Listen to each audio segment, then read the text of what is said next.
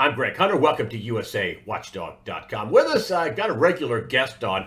He famously said, you can only predict the end of the world one time. So I try not to do that.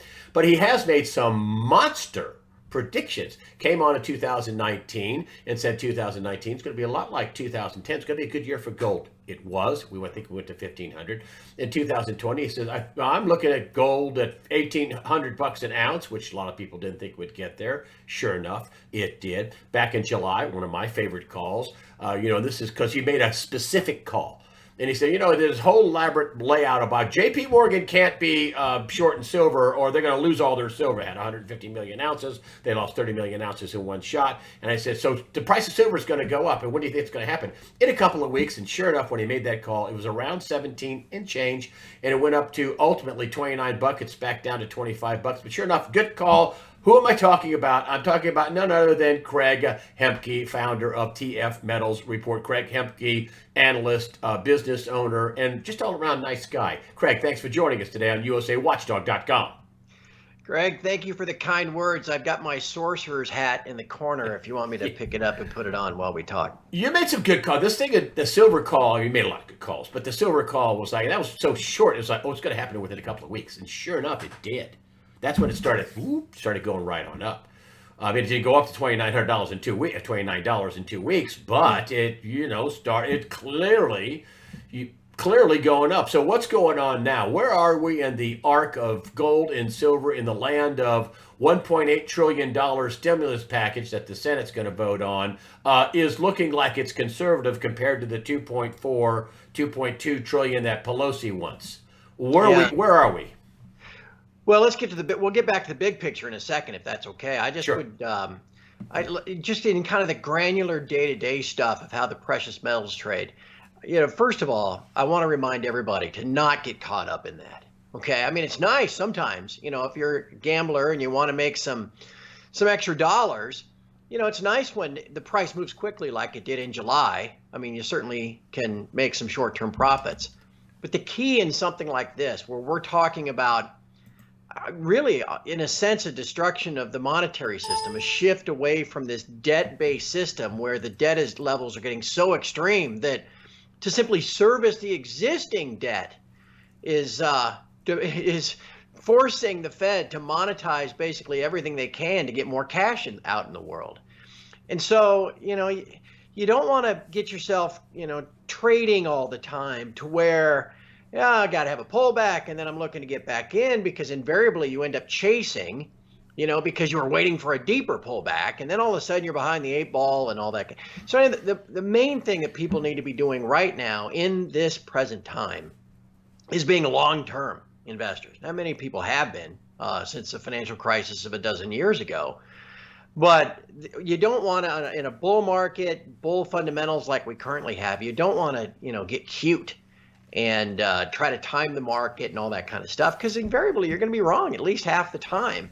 Your best plan is to recognize what is fundamentally happening, put on some high quality positions, stack physical metal, and then, what I call it is to Rip Van Winkle it.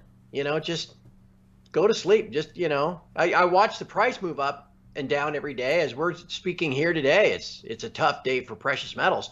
But the value of my physical metal the value hasn't gotten any less. I mean, it's probably even more valuable today than it was yesterday, given the trajectory that we're on. In terms of, though, the intraday stuff, the one thing I'd like to remind everybody, you mentioned, and I appreciate you mentioning, that, I was kind of sticking my neck out, kind of a lone voice in the wilderness at the end of 2018, saying that, this policy of the Fed tightening, there's normalizing their balance sheet as you nailed that. Said they couldn't do it.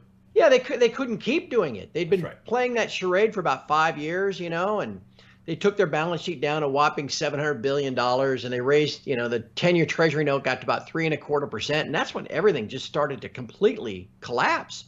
Stock market collapsed in December of 2018. Yes, it did. And it was clear it was as far as they could go. So we thought, okay, well, if they're going to start easing again, we're going to head down that road in 19, then it's inevitable that the metals are going to rally, a lot like they did in 2010 when they first started easing. And that's exactly what happened. Now, in 2010, I'm sorry, I backed that up. In 2019, last year, we had a price goal of getting to 1520, which was kind of crazy because we hadn't been above 1350 for 5.5 years. But we did get to 1520. But we got to 1520 in August, in early September. So we got there pretty quick. And then we went into a period of about 90 days where that move had to be consolidated. You know, you think of it as like, Greg, like, you know, you see these shows of people climbing Mount Everest, right? Mm-hmm. And they don't just grab a Sherpa and take off, you know, Monday at 8 a.m. and get up there at Monday at 8 p.m., right? You go up a ways, you build a base camp, you know, you get used to the oxygen level and all that stuff. And then you go up a ways again to the next base camp, that kind of thing. Well, we got to base camp number 1 in the big picture last September. And then what did we do? We consolidated, traded sideways for 90 days. And there were a lot of people saying, well, this is a false breakout, trying to shake people out. A lot of people thinking, well, I'm not going to hold my precious metal. It's all now I'm going to pull back to 1200 and all this jazz. And it didn't. I mean, it just kind of went sideways for 90 days, back down to 1400 and change. But then as we moved into the end of the year, we went back to those highs. We went back to 1520, and that's where we finished the year. So this year, recognizing there was no going back for the Fed, couldn't recognize it. COVID was coming, obviously, but we knew that the Fed was on this path again toward easing, so they had to be. So I had this forecast for gold of $1,800. That turned out to be low because of COVID. But we peaked out in early August, just kind of like we did last year. And now here we are again. Let's consider it base camp number 2, right? Consolidating all those early year gains. We've been doing it now for about 2 months. Finish up 3 months will be sometime after the election. I suspect as we go toward the end of the year, we'll move back up to 2,000 or even higher, finish the year within shouting distance of the earlier highs. And then we'll make a move to, let's call it base camp number 3 next year. That's kind of the big picture. And that's kind of what people need to keep in mind. Nothing ever goes straight up. And if it does, you really can't trust it. You move up in these stages through these base camps. And that's all you're seeing right now in this current pullback is just that foundation being built.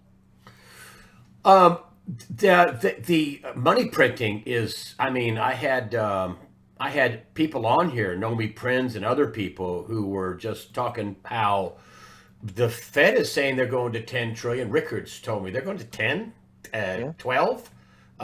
They've told you that they're going to print money. They're told you they're going to do everything possible. I had Mike Pinto on saying they're telling you they're going to do it. They're not being shy about it. So in this world, how in the world, I guess we just have a lot of deflation too. That's what Martin Armstrong says.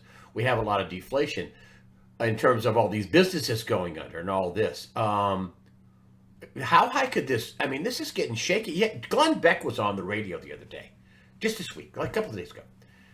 And he was talking about how he's worried about the breakdown of civilization. Now, I know you're not an end of the world type guy, but this is Glenn Beck and he's not a kook. And he's telling his audience, hey, you gotta have food, you gotta make sure you have supplies. Things get really dicey. Let's take off the kit gloves. Where do you see this going?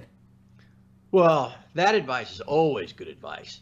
I mean, look, like I tell people, in the 1 in a million chance that everything falls, and it's probably not 1 in a million, but everything falls apart and the mob's coming up your street and all that stuff, or asteroid hits, all these different things could happen. If that actually were to play out, and you had given this all some thought about stockpiling a few things, and preparing for an event like that, but yet had not done it, you're going to feel like the biggest idiot in the world. You're going to be like, God, what was it? I knew this was a possibility. So, I mean, preparing for that kind of outcome is prudent in the first place. But where is this all headed? Look, it's all headed in the same direction, regardless of who wins the election. And I don't mean to cut you off. No, I mean, they're going to 10, 12 trillion. Yeah. I mean, they've, in their balance sheet, they were at 3.7 in September of 19. Look, Greg, they always, So this isn't an asteroid. They're telling you, we're going to set things on fire. And you and I are about the same age. And I mean, from when I first started voting in 1984, I mean, Reagan was going to end the world, right? He was going to bomb the Russians and, we were all doomed, and then Oh my God, you can't elect Bill Clinton. He's a pot smoking baby boomer. Oh, if he wins, we're all doomed, right? I mean, it was always, there's every single 4 years, you're told that, you got to win this election or it's the end of everything. When they're all driving us off the same cliff regardless. Yeah, okay? yeah. And so understand, in the present time, as we're building this base of price in both gold and silver at these higher levels, there are concerns, as you said, about deflation. You got businesses shutting down, you got the COVID issues continuing and all that stuff. But Chairman Powell and all the other central bankers are telling you they are going to do everything they can to keep that from happening. Powell is begging for new Treasury debt to monetize. Okay. And if you go back and listen to his Jackson Hole speech back at the end of August, he was saying, look, we are not going down this path of deflation because it becomes kind of a vicious cycle where you get deflation, then you expect more deflation, and that brings about more deflation. And then you get more higher expectations of deflation. And that's kind of what Japan's been on for the last 30 years. And he's like, we're not going to do it. Even if it means unconventional policy, like what would be an unconventional policy, like helicopter money? And you've heard that banding about now, just giving straight cash into your bank account because they've got your bank account if you take your tax refund that way. Okay, these things are all coming, and when you look at whoever is going to be president, they've put off, and I'm stunned that they've done this, but they've put off this latest stimulus deal, right? I thought they'd do it in July before the August recess, and for whatever reason they haven't. But that's going to happen. The Democrats in the House and the Senate are going, it's 1.8 trillion. Take it, Nancy. I mean, that is considered, that's the conservative offer. And again, Greg, it's like a cartoon, Craig. 1.8 trillion. Yes. Dollars. Do you remember? I remember taking economics classes back when I was in college 35 years ago, and the Reagan budget deficit was $250 billion. And oh God, it's the end of the world. How can they do $250 billion, trickle down economics and all this stuff? And now we're talking 10 times that. And it's like, whatever. So anyway, the moral of the story is, though, there's no going back. The Fed is telling you they're gonna do whatever it takes to prompt inflation, to flush as much cash out there as possible to prop up their system. And the politicians are going to give them the debt to monetize. So when they say we're going to do $2 trillion, well, where's that money going to come from? The political line is, well, we're not going to be able to borrow that from China. Right. The Fed is just simply going to buy those bonds that the government issues. And where does the Fed get the money? They just create it from nothing. Okay? So if Trump gets reelected, you're going to get this, $1.8 trillion in new spending. It's a new fiscal year, by the way. It began on October the 1st. But if Biden wins, you're not only going to get that, you're going to start getting this Green New Deal stuff, and you're going to get, universal health care and all this other jazz. So we're already this year, the fiscal year that just ended at the end of September, the U.S. ran a budget deficit of $3.15 trillion. Remember, we thought, oh my God, it can't go to $1 trillion, and now it's 3 times that. Well, we're going to throw on, if Trump wins, another $2 trillion right out of the chute here in the fourth quarter. We're going to do at least $3 trillion total, in fiscal 2021 if Trump wins. If Biden wins, $5 trillion? So again, we get back to big picture, okay?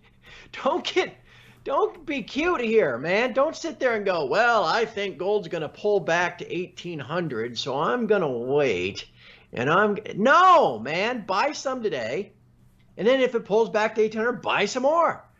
This madness, we are on this merry-go-round of madness that is not going to slow down. It's just going to spin faster and faster. And your only protection, your only financial protection is to not save in their phony baloney fiat money, the dollar. Your protection is to save in sound money, okay, that can't be devalued at the stroke of a pen. And that's gold and silver. And that's what we do. That's what we advise. That's what we talk about at TF Metals Report. And we've been doing it now for 10 years. The geopolitical, I know you're not a geopolitical guy, But Kind of am, have to be. well, that's what I was going to say. I was going to say, but you kind of have to be. But you're Right. not really a Republican No. a Democrat, or you kind of just look at the landscape and say, okay, like you said, both parties are going to be in this money throwing show at each other. But we have Antifa, we have Black Lives Matter, we have people getting shot in the face in Denver. And that's not in your neck. You're in Kansas City. You're in Kansas, but towards Still. still closer to you. It's still about 800 miles away. But anyway, but the political landscape, does that make the core? You're talking about core holding of gold and silver. Don't be cute. Go get it in your hand Right. and just hold it. Right. Don't be Right. cute. Don't trade it. Get physical. Right. I mean, this is Right. little people. Right. I'm a little person, so I don't want people to think I'm little people. I like patting them on the head. I'm pat myself on the head. But this is for just go get. If you can't, some people say I can't buy gold. Buy silver. Right. So, well, that's but the geopolitical thing puts puts this on steroids, does it not? Sure, sure. And again, just look at it across the spectrum. I mean, yeah, you've got people rioting over just politics, this divisive stuff. It's like Tucker Carlson has said, if it happens during an election year, it's about the election. Okay. But what happens after the election? I mean, we've already got, you see this in every major city. You've got lines of people at the local food bank and Catholic Charities and Salvation Army and Goodwill and all these things. I mean, what happens when people, as that continues to expand? I mean, we talk about, oh, look at this great V-shaped recovery. But even if you use the phony baloney statistics cranked out by the U.S. government, we're still down something like 12 million jobs since April. Yeah. 60, and those aren't coming back. Yeah, 60 million people have filed for unemployment. And then you have the states. Exactly. Sorry, I keep itching my nose. It's allergy season here in Kansas. But just as long as you don't have COVID. Yeah. So Illinois is now borrowing. The state of Illinois, is borrowing from the Fed window. Right. So it's turning into a failed state. I mean, I drive through there all the time. The highways are mowed maybe once a year. Yeah. They used to mow to the fence line. Now that's all trees about this big now. These, grass. They can't even afford to mow their highways. Yeah. And in California, the revenue or confiscation is imploding. New York, it's imploding. Right. I mean, it's imploding. Right. These cities and states they've tanked up. Right. What's your appraisal of how, is this another wild card monkey wrench that can be thrown in? Pelosi, that's why she's holding up the money. She wants money to build back all the stuff they burned down. Well, and Greg, I mean, the politicians are about power, right? I mean, you might occasionally find someone who's actually in it, for altruistic, means. But everybody's seen, I mean, you come into the U.S. Senate, your net worth's $100,000. You leave the U.S. Senate, your net worth's $100 million, right? Yeah. Multiple millions. About power and money. Okay, so they have a vested interest. Even though they're dividing us along racial lines and wealth lines and everything else, they have a vested interest in keeping it going, right? Okay. I mean, they don't have a vested interest in blowing the whole thing apart. They want to, keep the wheel spinning, and they keep their contract. Why is Nancy Pelosi still the Speaker of the House at age 80? 80. Because she's such a megalomaniac, she doesn't want to give up her power. Okay? They want to keep it all going. The Fed, they want to keep their monopoly on money creation, and all the money they make off of creating cash and then lending it out and getting interest on the stuff that they created from nothing. So this financial political complex is going to try to keep all of these plates spinning as long as they can. And the only way they can do that going forward from 2020 on is an almost unlimited, endless, infinite amount of dollar creation. Go back and I mean, a lot of your listeners and viewers, I'm sure, were paying attention in March. You had both Neil Kashkari of the Minneapolis Fed and Chairman Powell on 60 Minutes within about 3 weeks. Yes. And both of them talked about, Scott Pelley said, well, is there any limit to what you can do? No, it's infinite. Well, how far can you take it? We can take it as far as we want. This sounds like a cartoon, but you are quoting almost verbatim what they said. And that's what this sounds like. What? If you'd have said this 10 years ago. In the future, let's futurecast. In the future, the Fed Right. chairman's going to say they can print all the money they want, and they will. You Right. got to get out of it. Go away. Stop it. And this is insidious because at the grassroots level, you and I and everybody watching, we work and we get paid for our work in dollars, Yeah. whether you're a business owner or laborer or whatever. Okay. You go spend the money you bring in on your mortgage and, everything else that goes with it. And whatever you have left over are your savings. And you save those in dollars, whether it's in stocks or whether it's in CDs or whatever. It's a base of dollars. Okay. It's valued in dollars. So as the Fed and the politicians that enable them continue to create and massively grow the money supply, they are devaluing the dollars that you initially worked for and saved. And so then since they're stealing from you, okay, you worked your rear end off to save this money, and here they are just printing more and more and more of it and basically stealing from you. That's how insidious this is, and people don't seem to understand that. And so therefore, your best protection instead is to save not in dollars. Okay, save instead in gold and silver, things like that. And you don't put all your eggs in one basket. No one would be foolish enough to do this. And this crazy idiot here with the big nose from Kansas could be dead wrong. Okay? Yeah, well, don't just take my so word far, for it. I gotta argue with you on that. So far, you haven't. You've been pretty. Well, I mean, there was other good calls too. I only mentioned a couple of big ones. Oh, yeah, but at the same time, I mean, I thought we would make it out of 2011 or 12 too, but yet here we are. There comes a point when, like anybody, you find a rubber band in a cupboard somewhere and you pull it and you're like, and pretty soon it starts to fray and you're like, I wonder how much far I can keep pulling this. You thought it was going to break here, but it didn't. And you pulled and it broke. And it's eventually though, the thing, bing, bang. And it doesn't just happen slowly. It just, boom, the thing breaks right in front of you. And that's where we're headed. What we don't know is how far they can stretch that thing before it breaks. So then what does it break into? History, going back millennia. Read about the Roman Empire where they're shaving their coins to kind of come up with more shavings to make new coins. That's basically what the Fed is doing.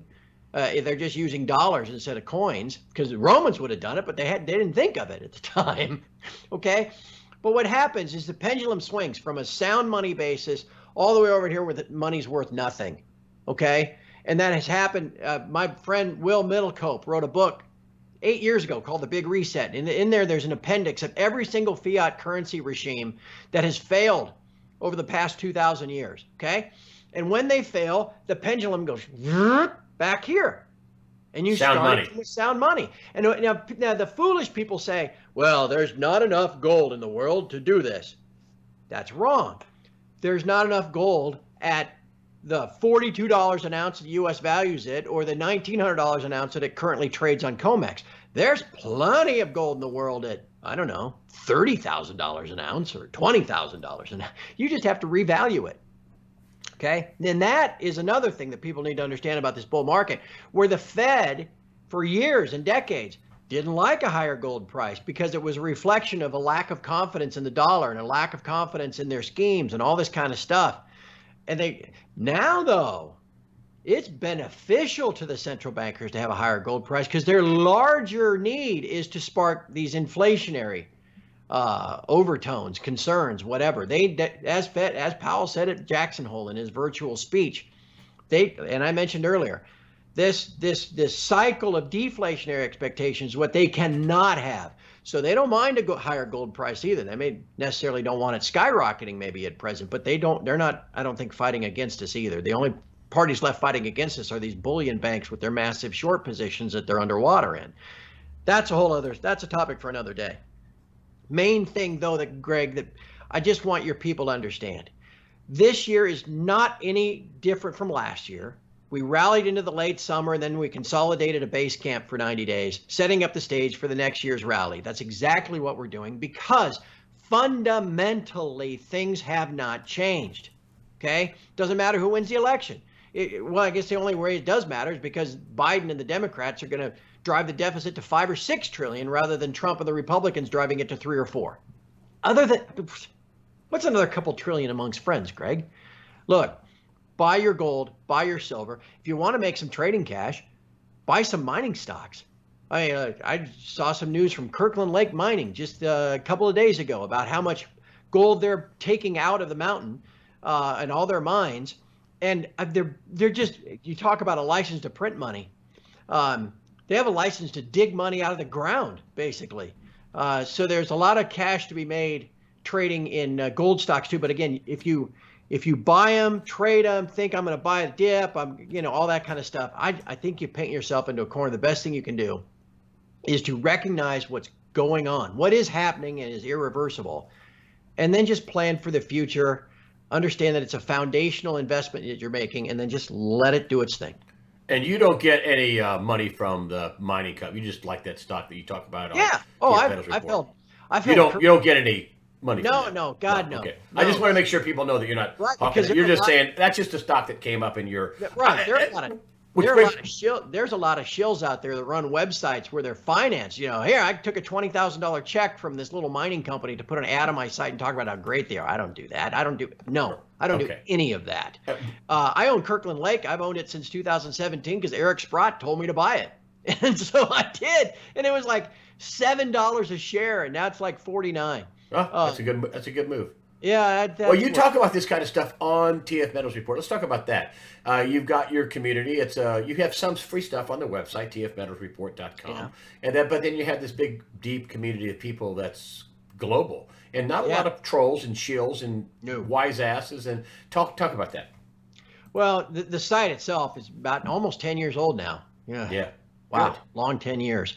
Good 10 years. And the community itself is fantastic. I mean, it's people from around the world, like you said, all political stripes, but we all get along. We treat each other with the golden rule, which is, treat others how you want to be treated. So you're not like flame troll attacks like you get basically 99% of the websites that are out there. Yeah, I get my share of trolls. Comments, you got it, yeah.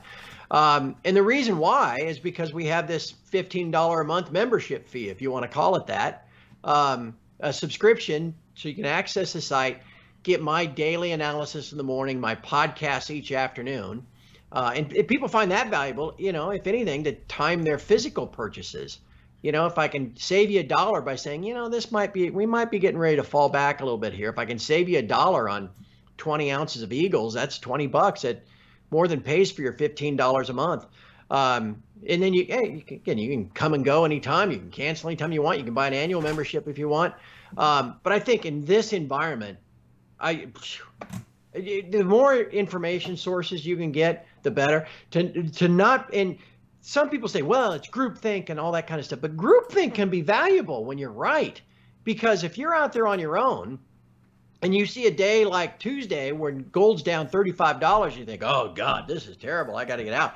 A little positive, reinforcement and a reminder of what's really going on can be beneficial. And so the site has great value, and I'll just throw this out there, Greg. It's the last couple times I've been on your channel here, people always seem to take us up on this. If you go to tfmetalsreport.com and you go to the subscription page or the hit, /subscribe, you can watch a little video about what we do, and you can sign up for a monthly membership. Again, it's $15 a month. You go to checkout, there will be a coupon code box like you see, on most media platforms.